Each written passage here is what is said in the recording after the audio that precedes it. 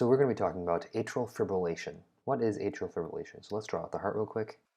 Now what we want to list out here is the pathway of conduction through the heart from the sinoatrial node into the ventricles. And the sinoatrial node is located at the junction between the superior vena cava and the right atrium, right here. The SA node provides the start of all electrical activity in the heart. It is the main pacemaker. Conduction goes through the atria to allow for atrial kick and then reaches the AV node.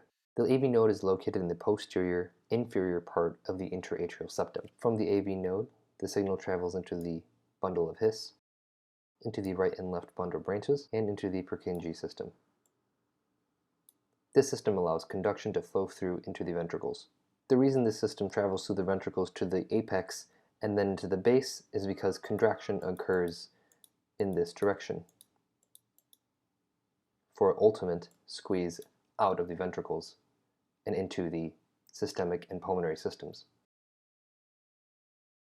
Normally, signal passing from the SA node through the atrium into the AV node will create a P upwards wave on our EKG. This is atrial conduction. To review, conduction through the atrium should have a nice curved wave P form like this. Additionally, for review, the QRS represents ventricular depolarization and repolarization with the T wave. There are several pathologies that can result in improper transfer of electrical signal, specifically only from the SA node to the AV node, which I will list here. These risks include coronary artery disease, hypertension, alcoholism or binge drinking, such as holiday heart failure, valvular heart disease, and hyperthyroidism. What all of these risk factors have in common is affecting the atrium. Any one of these risk factors, including age, that results in stretching and some sort of disease of the musculature of the atrium will result in a high risk for atrial fibrillation or atrial flutter. One theory is that the pulmonary veins act as a nidus for irregular electrical signal, which allows for one thought of the treatment of using pulmonary vein ablation or cardiac ablation in order to control these signals, these abnormal signals that are coming from the pulmonary veins attached to the left atrium. These abnormal erratic signals in the atria result in an improper atrial kick, and some of these electrical signals will unfortunately hit the AV node, resulting in signal transduction through the AV node and the bundle of His, and therefore into the ventricular system. These erratic electrical signals within the atrium can be read on an EKG, which is what gives you that typical waveform that does not show any discrete P waves.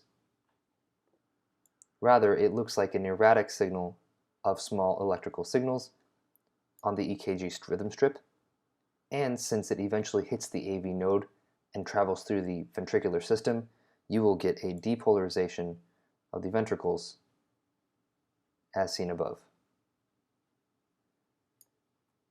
The T wave and the P wave are therefore lost in the erratic baseline atrial signals and erratic electricity. However, you will be able to see an overriding ventricular signal depolarization given the strength of this electrical impulse. Moving down the rhythm strip, you will find that the ventricular rhythm will not follow any specific pattern and will therefore be coined irregularly irregular. This means that there is no measurable distance between the ventricles that both match up.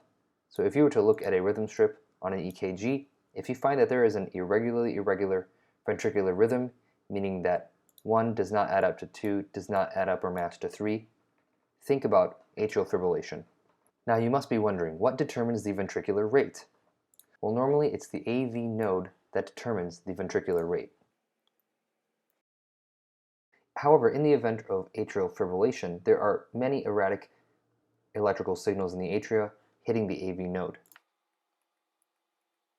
Therefore, you must know that it is the refractory period of the AV node that will not let any of this signal transduce and will only let a certain rhythm or a certain time of signal to transduce into the ventricular rate. If the refractory period is high, you will have a low ventricular rate. If the refractory period is low, you will have an increased ventricular rate, increasing your risk for rapid ventricular response. Atrial fibrillation with rapid ventricular response, or ventricular rates over around 120, is extremely dangerous and should not be kept at that rate. So, you must be wondering, how do you increase the refractory period of the AV node. You do this by increasing the parasympathetic tone with medications such as digoxin. Digoxin will increase the parasympathetic tone via stimulation of the vagus nerve, which will then result in decreased conduction and increased refractory period of the AV node, and therefore decrease the ventricular heart rate. You must be careful not to use too many AV nodal blocking agents in order to decrease the ventricular heart rate. For example, digoxin is not only the only medication used, but beta blockers as well. Calcium channel blockers may also be used to decrease conduction through the AV node in order to decrease the ventricular heart rate. However, a combination of all of these may result in total AV block, which is not good for the patient and can result in death.